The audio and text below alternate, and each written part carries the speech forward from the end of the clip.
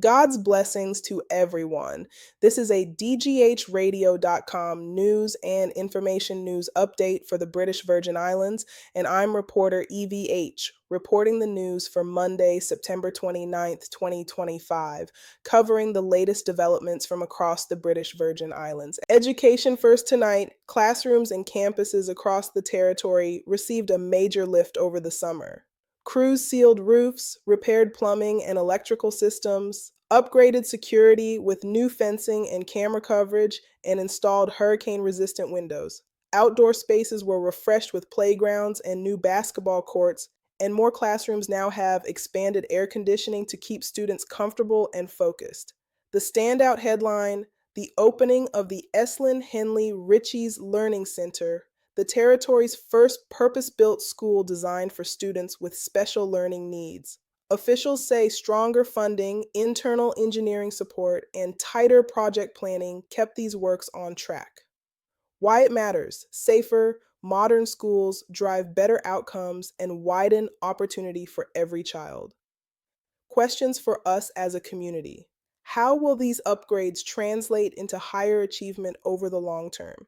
And what additional tools, teacher training, assistive technology, family support will ensure inclusive education reaches every island? Health access is also expanding. The Health Services Authority reports community clinics are operating across the territory with urgent and emergency care available around the clock on Virgin Gorda and Jost Van Dyke. When residents need advanced treatment, transfers to the Dr. D. Orlando Smith Hospital are coordinated by ambulance, boat, or air as the situation demands. New online resources are targeting diabetes, hypertension, and kidney disease, alongside fresh public health education campaigns. Why it matters. Stronger primary care and faster emergency response save lives, especially in smaller communities.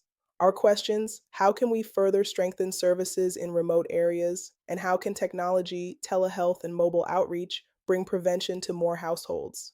On the economy and tourism, the territory is preparing for the Virgin Islands Tourism Summit in mid-January on Peter Island. Government, private sector, and community stakeholders will gather to tackle visitor management, the public sector's role in policy, and strategies that lift service quality while protecting the environment.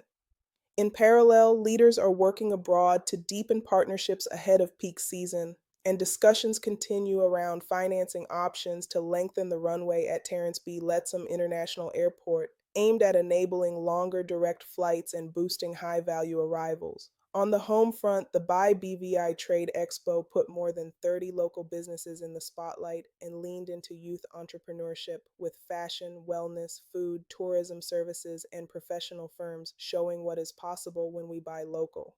Why it matters. Tourism and homegrown enterprise are twin engines of jobs and resilience. Our questions: what mix of funding keeps big infrastructure like an airport expansion affordable and transparent? How do we balance sustainability with growth? And what removes the biggest barriers for young entrepreneurs to scale here at home? To governance now. The debate over the territory's political direction is sharpening. Opposition voices have criticized the government's tone and pace on self-determination, urging wider public education and a referendum before any major constitutional changes. Calls are growing for clearer service standards in the public sector, with concerns raised about efficiency and accountability. At the same time, tension persists between the governor's reserve powers and elected leaders over where authority begins and ends, particularly around policing, vetting standards, and reform commitments. Why it matters. Constitutional choices and service delivery touch every family and business. How quickly permits are issued, how budgets are spent, and how power is checked. Questions to consider. What benchmarks should be met before any status change? Would clearer performance dashboards for ministries do more to lift results than structural changes alone? And how do we keep this conversation unifying, not divisive? Public safety is getting an intense focus. The Anti-Crime Summit under the banner Our Virgin Islands Safe Communities Prosperous Territory pushed collaboration among law enforcement, educators, faith leaders, and youth. A Youth Voice to Power forum put young people's concerns and ideas front and center. The urgency is real.